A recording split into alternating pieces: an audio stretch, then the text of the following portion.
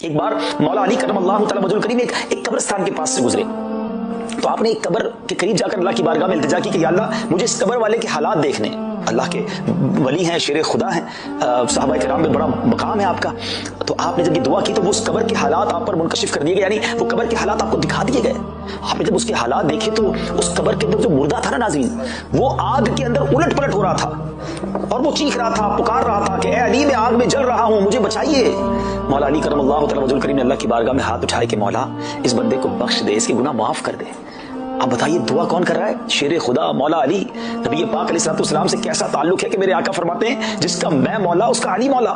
مگر مولا علی کرم اللہ تعالی وجہ الکریم کیا جب دعا کی اللہ کی بارگاہ میں تو ارشاد کیا ہوتا ہے کہ اے علی اس کی سفارش نہ کیجیے.